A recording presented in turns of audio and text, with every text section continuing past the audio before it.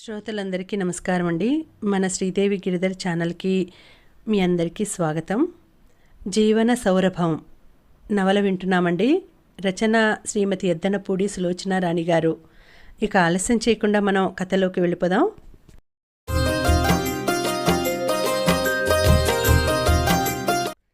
నిద్ర వస్తోంది, వెళ్ళి పడుకో అన్నారు తట్టి లేపుతూ. సంయుక్త లేచింది, వెళ్ళబోతూ ఆగింది. తండ్రి చెంప మీద పెదవులు ఆనించి గుడ్ నైట్ డాడీ అంది. ఆయన గుమ్మం వరకు సంయుక్త భుజం చుట్టూ చెయ్యి వేసి తీసుకువచ్చి పంపారు. కారిడార్లో వెళుతూ నిద్రాభారంతోనే తిరిగి చూసింది. భరద్వాజ గుమ్మంలో నిలబడి ఇటే చూస్తున్నారు. సంయుక్త చెయ్యి ఊపి వీడ్కోలు చెప్పింది. సంయుక్త వెళ్ళగానే ఆయన గదిలోకి వెళ్ళి గది తలుపు మూసి గడియ పెట్టుకుని తలుపులకి తల ఆనించుకుని కళ్ళు మూసుకుని సర్వేశ్వరా అనుకున్నారు. సంయుక్త నిద్రాభారంతో గదిలోకి వస్తూనే మంచం మీద బోర్లా పడి నిద్రపోయింది. మర్నాడు 11 గంటల సమయంలో భరద్వాజ ఇంటికి జనసమూహం వరద ముంపులా వచ్చి నిండిపోయింది. భానుమతి గుండెల మీద చేతులతో చరుచుకుంటూ గొళ్ళున రోదిస్తోంది. ఇంటి నిండా నిండిపోయిన జనం విస్తుపోతున్నట్టు చూస్తున్నారు. భరద్వాజ శవం డ్రాయింగ్ రూంలో కింద పెట్టి ఉంది. కాళ్ల దగ్గర తల దగ్గర పూల గుచ్చాలు ఆయన్ని ముఖం తప్ప మిగతా శరీరం అంతా ఆశాంతం కప్పేసినాయి. సౌందర్య డాడీ అంటూ ఏడుస్తోంది. స్నేహితురాళ్ళు ఇద్దరూ సౌందర్యాన్ని పట్టుకుని ఓదారుస్తున్నారు. శవానికి కాస్త దూరంలో కూర్చొని ఉన్న భానుమతిని బంధువులు స్నేహితులు అనునయిస్తున్నారు. అందరి నోట ఒకటే మాట, ఇంత సహృదయుడిని పెద్ద మనిషిని ఇంతవరకు చూడలేదు, ఇక చూడం. సంగీతని చక్రపాణి ఓదారుస్తున్నాడు. సంయుక్త మాత్రం ఏడవడం లేదు. ఆ అమ్మాయి ముఖం పాలిపోయినట్లుంది. భయంకరమైన వార్తను విని షాక్లో మూగబోయిన మనిషిలా ఉంది. తండ్రి తలవైపు దీపం పెట్టి ఆ పరంజ్యోతినే చూస్తోంది. అక్కడ ఇంటి బయట వరండాలో లాన్లో పూల చెట్ల నీడలో అంతమంది గుంపులు గుంపులుగా ఉన్నా అక్కడ శబ్దమే లేనట్లు నిశ్శబ్దంగా ఉంది. అందరూ తగ్గు స్వరాల్లో రహస్యంగా మాట్లాడుకుంటున్నారు. ఏమిటి హఠాత్తుగా పోయాడు? నిన్న మధ్యాహ్నం నేను ఫోన్లో మాట్లాడాను అన్నారొక ఆయన. హార్ట్అటాక్ అంటారా? ఇంకో మనిషి అడిగాడు. కాదు, స్లీపింగ్ పిల్స్ మింగేశాడట. ఇంకో ఆయన కంఠం బాగా తగ్గించి అన్నాడు. స్లీపింగ్ పిల్సా? మై గాడ్, అంత కర్మ ఏమొచ్చిందండి? అందమైన సమర్థురాలైన భార్య, రత్నాల్లాంటి కూతుళ్ళు, ఆయనకేం లోటు? మనకేం తెలుస్తుంది? ఏదో లోటు ఉంది కాబట్టే ఈ పని చేసి ఉంటాడు. చూస్తూ చూస్తూ ప్రాణం ఎవరు మాత్రం తీసుకుంటారు? భానుమతి విన్నదంటే మనల్ని చంపేస్తుంది. నిజమే, ఆవిడ డైరెక్ట్గా మనల్ని చంపదు, మన పెళ్ళాల చేత చంపిస్తుంది. అంత అసాధ్యురాలు. 3 ఆడపిల్లలు, ఒక్కరికి పెళ్ళవలేదు. పెళ్ళిళ్ళు, స్థిరపడరాలు, ఆ భయాలన్నీ మనలాంటి మధ్యతరగతి వాళ్ళకేమిటి కోటీశ్వరులు. నిదానంగా ఆచితూచి వారికి తగ్గ సరియైన సంబంధం చేసుకుంటారు. అవునవును, మొన్న ఒకసారి మా మేనల్లుడు ఇంజనీర్ ఉంటే వాళ్ళ పెద్దమ్మాయి సౌందర్యకి సంబంధం చెప్పాను. భానుమతి గారు 1,00,000 ప్రశ్నలు వేసింది. వాళ్ళు ఆ అబ్బాయి తల్లిదండ్రులతో కలిసి ఉండకూడదట. అతనికి అక్క చెల్లెళ్ళు ఉన్నారా అంది. నాకు ఒళ్ళు మండిపోయింది. అతనికి లేరు, కానీ వాళ్ళ పినతల్లికి 2 కూతుళ్ళున్నారు అన్నాను. ఆ మాట అనగానే నన్ను జాడించింది. నా కూతుళ్ళకి సంబంధం చెప్పమని నేను మిమ్మల్ని అడగలేదు. మీ అంతటా మీరు చెప్పినప్పుడు సరైన వివరాలు ఇవ్వాలి, వ్యంగ్యాలు కాదు అంది. సారీ చెప్పే వరకు తిడుతూనే ఉంది. నా తల వాచిపోయిందంటే నమ్మండి. నువ్వు తెలివి తక్కువ వాడివి కాబట్టి సంబంధం చెప్పావు. ఆవిడ పొగరుబోత్తనం నాకు బాగా తెలుసు. అందుకే మా ఆవిడ మా బావమరిది కొడుక్కి అడగమని నా ప్రాణం తీస్తుంటే నోరు మూసుకోమన్నాను. మంచి పని చేశారు, మీరు తెలివిగలవారు. ఆవిడకి మనం అసలు ఏ సాయము చేయకూడదు. అంతా మంచిగా ఉంటే అది తన గొప్ప అని అందరి దగ్గర కీర్తించుకుంటుంది. ఏదైనా అడ్డం తిరిగితే మనల్ని చాకిరేవులో ఉతికినట్లు బాది నలుగురిలో ఎండేస్తుంది. చాలా డేంజర్. ఆవిడ నోరంటే నాకు భయం. ఏమో, మా తమ్ముడి కూతురికి ఆవిడ మూలంగా మంచి ఉద్యోగం దొరకడమే కాకుండా పెళ్లి కూడా జరిగింది. ఇంకో అతను అన్నాడు. ఆ గుణము ఉంది ఆవిడలో. అంతా ఆవిడ నెత్తి మీద వేస్తే దేనికి లోపం లేకుండా బాధ్యత బాగానే నెరవేరుస్తుంది. ఇంకో ఆయన అన్నాడు. ఆ సౌందర్య అచ్చు తల్లి నోట్లో నుంచి ఊడిపడింది, అదే పొగరు. ఇంకా 2 ఆకులు ఎక్కువే, ఎవరినీ లక్ష్య పెట్టదు. సహజమండి, పిల్లల్లో అందం తెలివి ఉన్నాయి, తల్లిదండ్రుల అండ ఉంది. సంయుక్త అలా ఉండదుగా మరి, మొదటి అతను అన్నాడు. అది స్వభావంలో వస్తుంది అంతే. అదిగో గవర్నర్ గారి భార్య వస్తున్నారు, పక్కకి జరుగుదామా అన్నాడాయన. అందరూ పక్కకి తొలగి గౌరవంగా నిలబడ్డారు. భానుమతి గవర్నర్ గారి సతీమణిని పట్టుకొని బావుర్మని ఏడ్చేసింది. రాత్రి బాగానే ఉన్నారు, తెల్లారేసరికి. భానుమతికి ఇక ఆ పైన మాట రావటం లేదు. ధైర్యం తెచ్చుకోవాలి భానుమతి, ఇంతమందికో నువ్వు ధైర్యం చెప్పే మనిషివి. ఆమెను అనునయించారు. ఇంతలో సినిమా స్టార్ నాగశ్రీ వస్తోందని అన్నారు. అందరూ భానుమతిని వదిలేసి ఆమెను చూడటానికి ఎగబడ్డారు. సంయుక్త ఈ హడావుడి ఏమీ పట్టించుకోవడం లేదు. తండ్రి తల దగ్గర నిలబడి తండ్రి ముఖమే చూస్తోంది. ఇంకా కొన్ని గంటల్లో ఈ అందమైన ముఖం రూపురేఖలే ఉండవు. తాను చాలా పొరపాటు చేసింది. రాత్రి నిద్రపోయి ఉండకూడదు. తనది చాలా పెద్ద పొరపాటు. తండ్రిది సహజ మరణం కాదు. ఆయన ఈ ఆర్థిక బాధలు పడలేక, భార్యని ఎదుర్కోలేక మృత్యువుని కౌగిలించుకున్నారు. గవర్నర్ గారి భార్య నాగశ్రీ పుష్పగుచ్చాలు శవం మీద పెట్టి 10 నిమిషాలు ఉండి వెళ్ళిపోయారు. శవాన్ని తీసుకువెళ్లే సన్నాహాలు జరుగుతున్నాయి. సంయుక్త తండ్రి నుదుటి మీద చెయ్యి వేసింది. నో నో, తీసుకువెళ్ళవద్దు. నా జీవితం అంతా దారపోస్తాను. మా నాన్నకి ప్రాణం పోయండి అని అరవాలనిపిస్తోంది. ఇంతలో విమలమ్మ గారు వచ్చారు. ఆవిడ సరాసరి శవం దగ్గరికి వెళ్ళింది. అన్నయ్య అంటూ గొల్లున ఏడ్చేసింది. అమ్మా. ఆవిడ వెంటే వచ్చిన వసంత్ భుజాలు పట్టి లేవదీశాడు. అక్కడ అంతా అతి మెల్లగా మాట్లాడుకుంటున్నారు. అన్నయ్య, మమ్మల్ని ఒంటరి వాళ్ళని చేసేశావురా. గుండెల్ని చీలుస్తున్న శోకంతో బిగ్గరగా అరుస్తోంది. అమ్మా, వసంత్ వారించాడు. ష్, మెల్లగా. ఆ నిశ్శబ్దంలో బిగ్గరగా అంటున్న మాటలకి అందరూ తిరిగి ఆమెను చూస్తున్నారు. వెలిసిన చీర, మల్లిన వయసు, భానుమతి గారింట్లో పని మనిషి కూడా చాలా హుందాగా ఉంటుంది. ఎవరివిడా అన్నట్టు చూస్తున్నారంతా. ఆవిడ అన్నగారి శవం వదిలి తలవైపున నిలబడి ఉన్న సంయుక్త దగ్గరికి వచ్చి గట్టిగా కౌగిలించుకుంటూ, మనల్ని నాన్న దిక్కులేని వాళ్ళని చేసి వెళ్ళారే అమ్మా అంటూ ఏడ్చేసింది. సంయుక్త చిత్రంగా ఆవిడ ఏడుపుకి చిరాకు పడలేదు. ఆవిడ అలా దగ్గరికి తీసుకుంటే హాయిగా ఉంది. సంయుక్త కళ్ళల్లో మెల్లగా నీళ్లు నిండి వస్తున్నాయి. ఇప్పటికీ మనస్సు స్పందిస్తోంది. నిజం జీర్ణమవుతుంది. సౌందర్య అక్కడికి చరచరా వచ్చింది.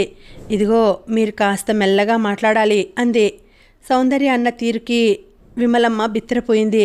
ఇంతలో ఎవరో ఫ్రెండ్ రావడంతో సౌందర్య అటు వెళ్ళింది.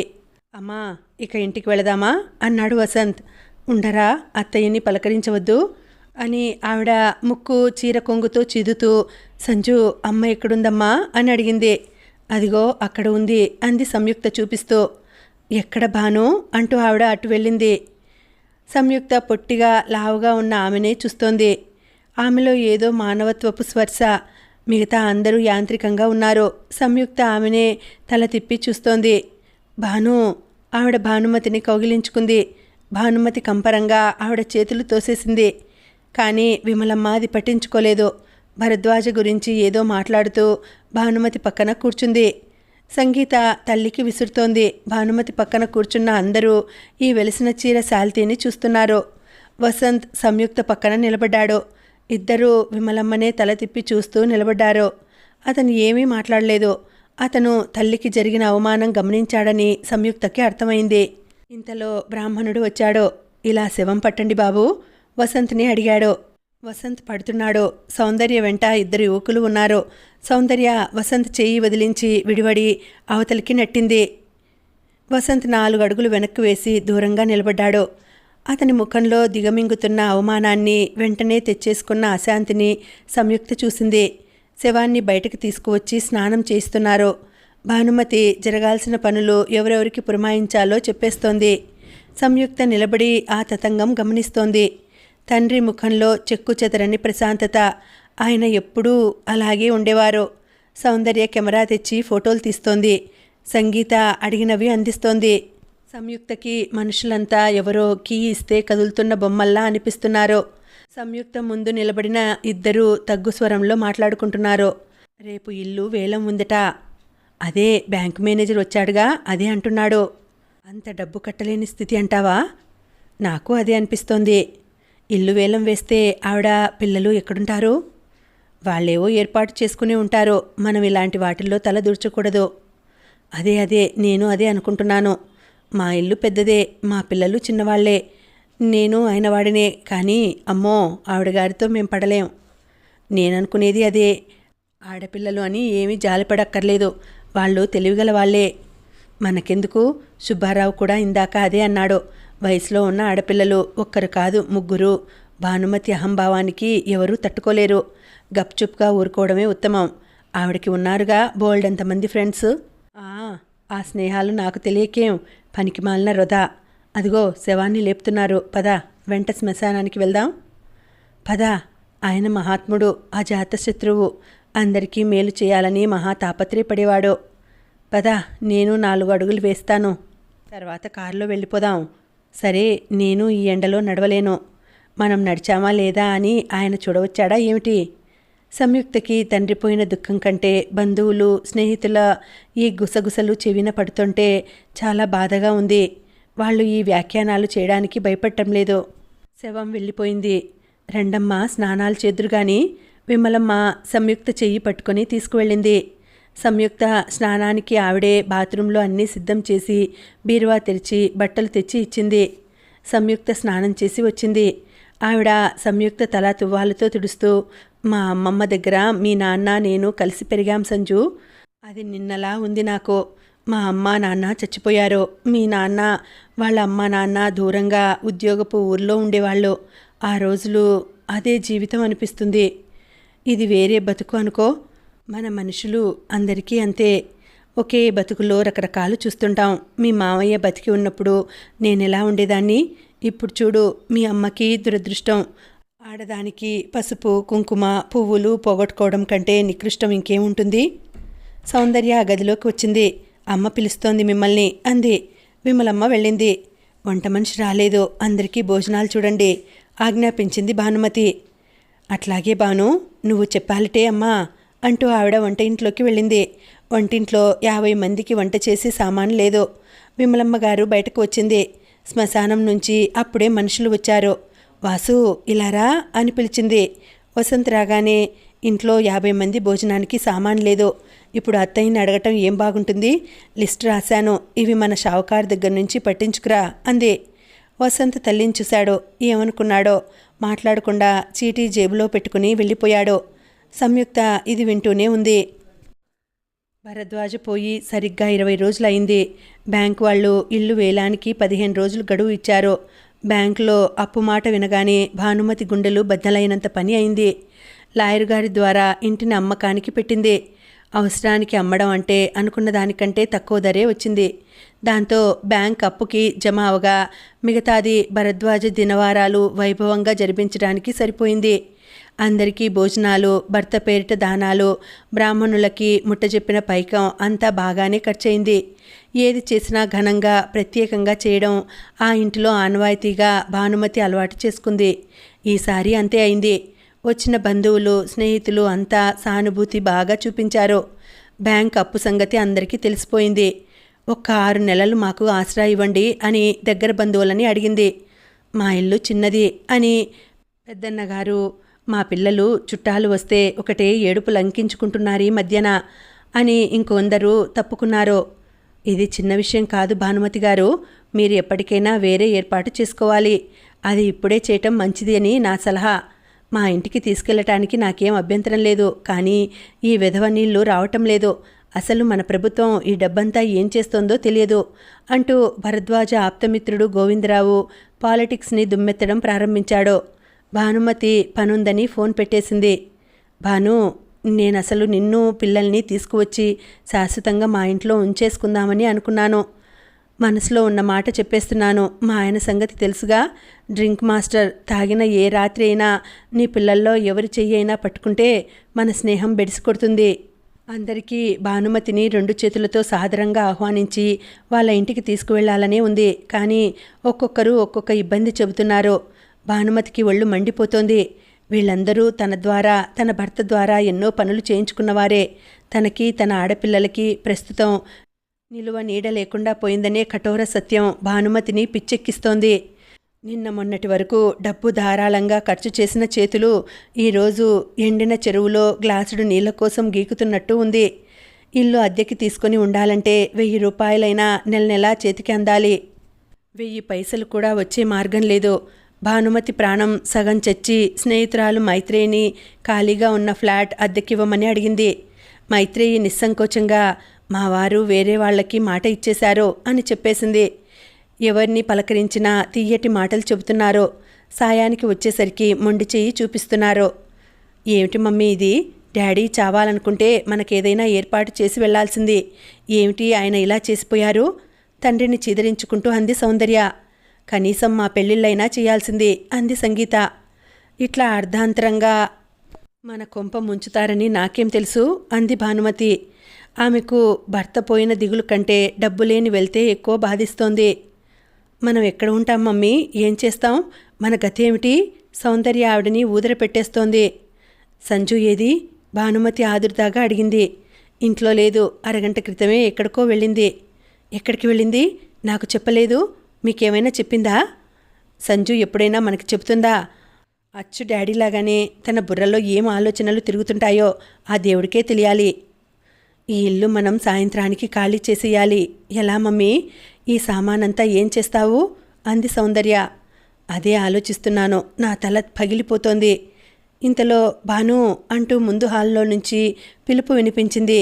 అదిగో ఆ శాల్తీ వచ్చింది. గొంతు విప్పిందంటే మైల్ దూరం మైక్ కూడా అవసరం లేకుండా వినిపిస్తుంది. మమ్మీ, నేను అవతల గదిలోకి పోతున్నాను. ఆ శాల్తీని చూస్తేనే నాకు పరమ చిరాకు. వెంటనే పంపించేయి. సౌందర్య విసవిస వెళ్ళిపోతుంటే గుమ్మంలో విమలమ్మ ఎదురైంది. బాగున్నావటే అమ్మాయి అందావిడ. చాలా బాగున్నాను.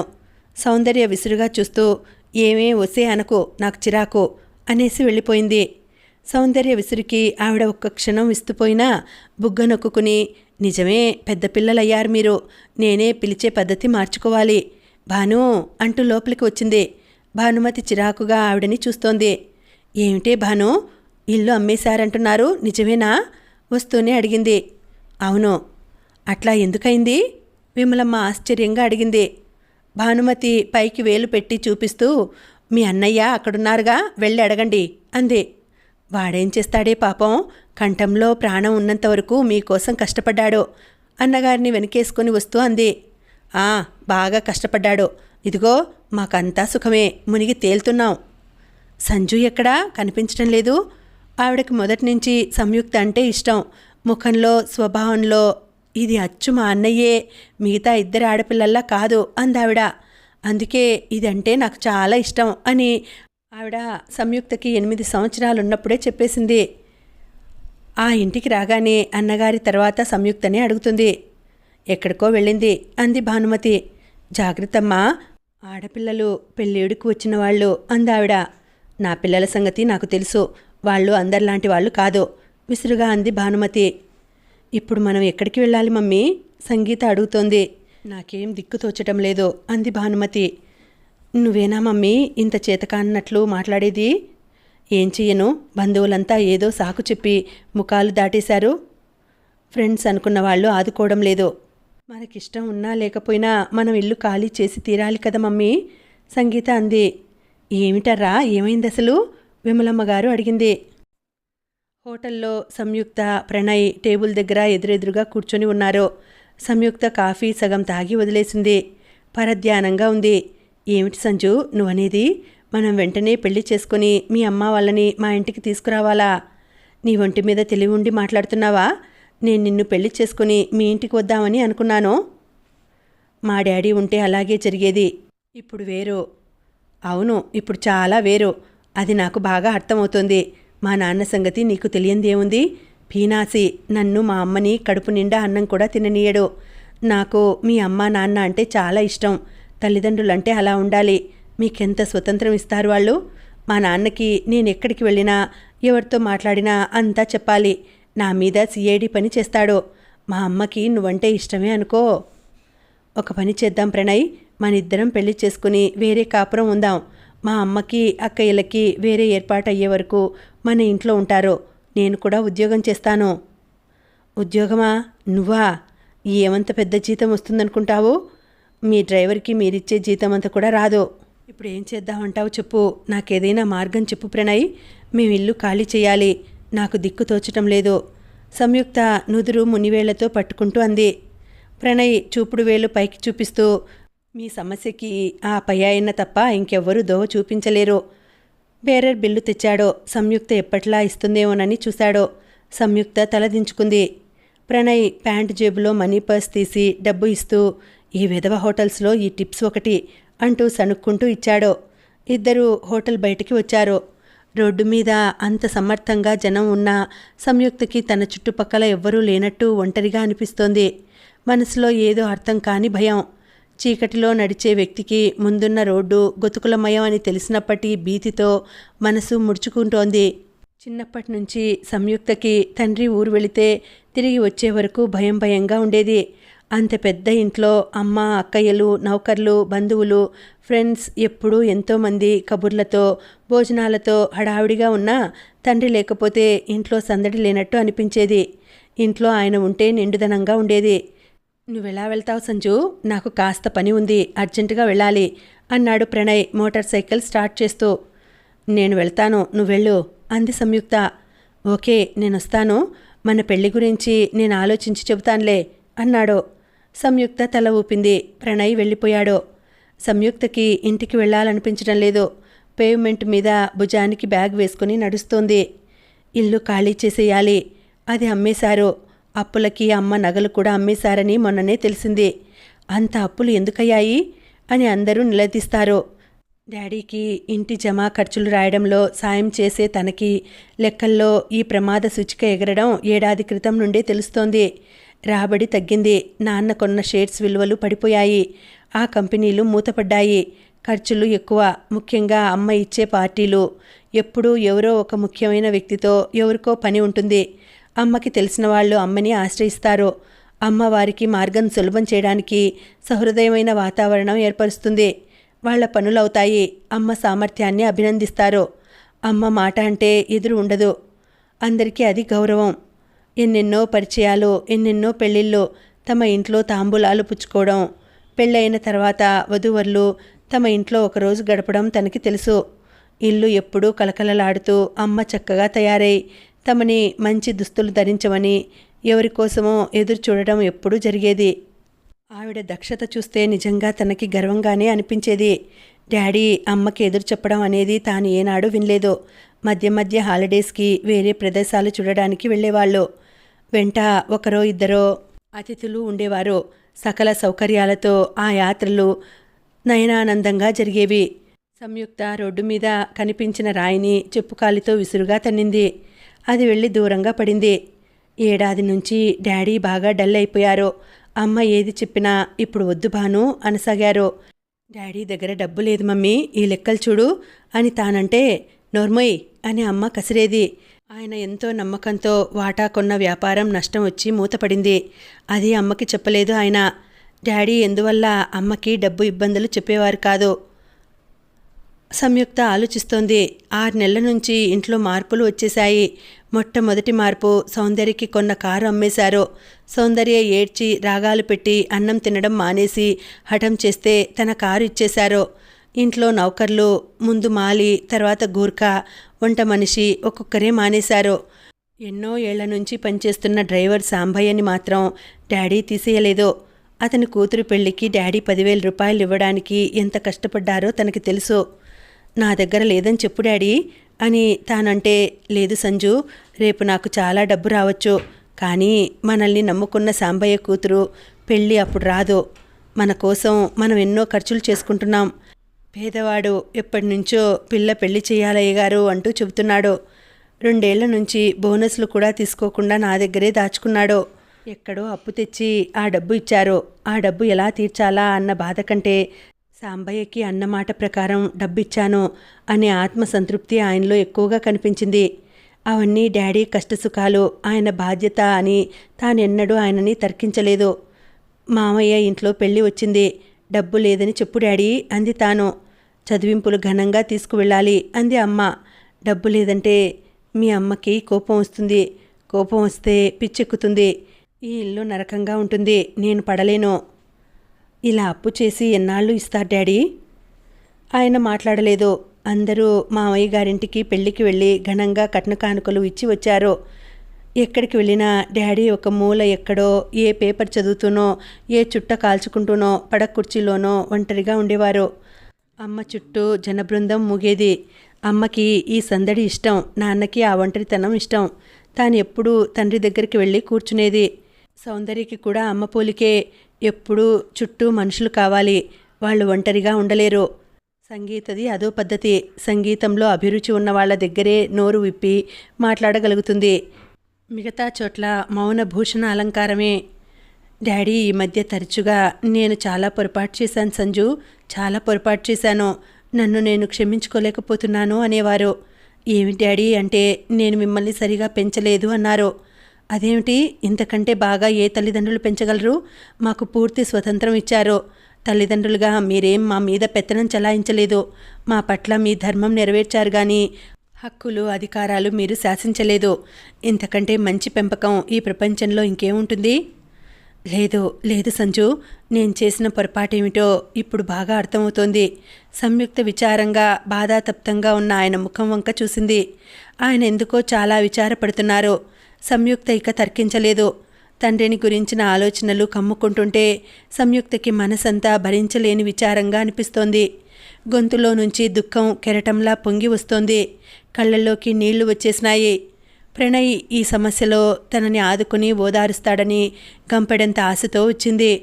ప్రణయ్ అసలు తన సమస్య గురించి చర్చించడానికి ఇష్టపడలేదు. తెలివిగా తర్కం తెచ్చి అసలు విషయం పక్కకి నెట్టేశాడు. అతను ఎప్పుడూ అంతే. తల్లిదండ్రులు ఒప్పుకోరన్నది ఒక సాకు మాత్రమే. ప్రణయ్ తల్లికి తనని కొడలిగా ఇంటికి తీసుకువెళ్లాలని ఎంత ఉబలాటంగా ఉందో ఆవిడ మాటల ద్వారా చాలాసార్లు బయటపడింది. సంయుక్తకి ఇప్పుడే ఇంటికి వెళ్ళాలని అనిపించడం లేదు. ఎక్కడికి వెళ్ళి టైం గడపాలో కూడా అర్థం కాలేదు. ఎదురుగా కనిపిస్తున్న బస్టాప్లో ఎక్కువ జనం లేరు. అక్కడ కూర్చుంది. వచ్చిపోయే జనాన్ని చూస్తోంది. సంయుక్తకి ఆ క్షణంలో తన జీవిత నౌక లంగరు తెగిన నావలా అనిపించసాగింది. ఇది లంగరు తెంచుకొని బయలుదేరింది. కానీ ఏ రేవు ఎదురవుతుందో తెలియనట్లుగా రేపు తనకి ఎలా గడుస్తుందో అర్థం కాకుండా పోయింది. అది ఎంత భయంకరమైన పరిస్థితి. తండ్రి ఆత్మహత్య ఎందుకు చేసుకున్నాడో సంయుక్తకి ఇప్పుడు అర్థమవుతోంది. పరిస్థితులు మన చేతుల నుంచి కంట్రోల్ తప్పిన వాహనంలా పరుగు తీస్తుంటే ఎక్కడ దేనికి ఢీకొట్టుకుంటామో, ఏ దెబ్బలు రాసిపెట్టి ఉన్నాయో దెబ్బలు తినడమే తప్ప వాటిని తప్పించుకునే మార్గం ఇక లేదు అని శరీరం మనసు బిగబట్టి ఎదురుచూస్తున్నట్లు ఉంది. సంయుక్తకి కళ్ళు పెద్దవి అవుతున్నాయి. ఇంతవరకు ఇంట్లో వేల రూపాయలకి లక్షల రూపాయలకి సర్దుబాటు చేయడానికి తండ్రి పడే ఇబ్బంది తెలుసు. కానీ చేతిలో రూపాయి లేకుండా రోజు గడపాల్సిన భయంకరమైన స్థితి ఏమిటో కలలో కూడా తెలియదు. తనకి, సౌందర్యకి, అమ్మకి, సంగీతకి అన్ని తెలివితేటలు ఉన్నాయి. ఒక్క డబ్బు సంపాదించే తెలివి మాత్రం లేదు. సంయుక్తకి జీవితంలో మొదటిసారిగా రూపాయికున్న విలువ ఎంత అమూల్యమో అర్థమవసాగింది. అందరూ డబ్బు గురించి మాట్లాడుతుంటే వీళ్ళు పిచ్చివాళ్ళు, జీవితంలో ఇంకా చాలా ఆనందాలు ఉన్నాయని తెలుసుకోలేని మూర్ఖులు అనుకునేది. ఇప్పుడు అర్థమవుతోంది. మనిషికి సాటి మనుషులతో సకల మర్యాదలు విలువలు తెచ్చి ఒళ్ళో పడేసే మూల సూత్రం డబ్బు ఒక్కటే. డబ్బు అనే దారంలోనే ఈ సంఘంలో జనాలు బంధింపబడి ఉన్నారు. సంయుక్త నిట్టూర్చింది. డబ్బు విలువ తెలిసింది. అది తాను నేర్చుకున్న మొదటి పాఠం. డబ్బు సంపాదించడం తెలుసుకోవాలి. అది త్వరగా నేర్చుకోవాల్సిన పాఠం. లేకపోతే ఈ జీవితం మీద తన కంట్రోల్ పోతుంది. ఎన్ని యాక్సిడెంట్లని ఎదురుచూడాలో. సంయుక్త కళ్ళు మూసుకుంది. భగవంతుడా, ఈ విషమ పరిస్థితి దాటే శక్తి నాకివ్వు. ఒకరి ముందు చేయి చాచడం కంటే మృత్యు కెరటం ఇంకొకటి ఏదీ లేదు. నేను నా సాటి మనుషుల మధ్య నా మర్యాదని ఆత్మగౌరవాన్ని దక్కించుకునే అవకాశం ఇవ్వు. ఎంతైనా కష్టపడతాను. ఈరోజు ఈ క్షణం నుంచి నా దృష్టిలో అలస్ట అనే పదమే లేదు. శ్రమ అన్నదానికి మించిన ఇష్టం ఇంక దేని మీద లేదు. అమ్మ, నేను, సౌందర్య, సంగీత మేమంతా ఐకమత్యంగా కష్టపడి పనిచేస్తే మా గౌరవానికేం భంగం కాకుండా బతకగలం. అవునా డాడీ అనుకుంది. అవును. సంయుక్త అంతరాంతరాల్లో విస్పష్టంగా జవాబు వచ్చింది. కారు ఒకటి దగ్గరికి వచ్చి ఆగింది. డాక్టర్ మాధవరావు గారు.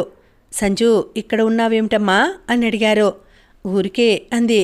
ఆయన కారులో నుంచి దిగి వచ్చారు. ఒక్కదానివి ఇక్కడ కూర్చున్నావేమిటి? ఇంటి దగ్గర దింపుతాన్రా. ఆయన సంయుక్తని భుజాల చుట్టూ చేయి వేసి కారు దగ్గరికి తీసుకువెళ్తున్నారు. సంయుక్త ఇంతసేపు తనకి తాను చెప్పుకున్న ధైర్యం వేడి ముందు వెన్నలా ఇట్టే కరిగిపోయింది. దుఃఖం వచ్చేసింది. తమ పరిస్థితి ఎంత భయంకరంగా ఉందో ఆయనకి చెప్పి ఏడ్చేయాలని బలంగా అనిపించింది. ఇందాక ప్రణయ్ కనిపించగానే కూడా ఇలాగే అనిపించింది. సంయుక్త కారులో కూర్చుంది. ప్రవాహంలా మాటలు ఉరికి బయటకు రావడానికి, బాధని బయటకు వెళ్ళబోయడానికి తొందరపడిపోతున్నాయి. సంయుక్త నోటి మీద చెయ్యి వేసి బిగించి పట్టుకుంది. నిగ్రహం, నిగ్రహం. తనకి వజ్ర కవచం కావాలి. ఏడ్చి ఎదుటివారి దయాధర్మాలు యాచించే బిచ్చగత్తె కాకూడదు. ఆత్మగౌరవం అన్నింటికంటే ముఖ్యం. డాడీ ఎప్పుడూ అదే చెప్పేవారు. ఏడుపు ఉధృతంగా వస్తోంది.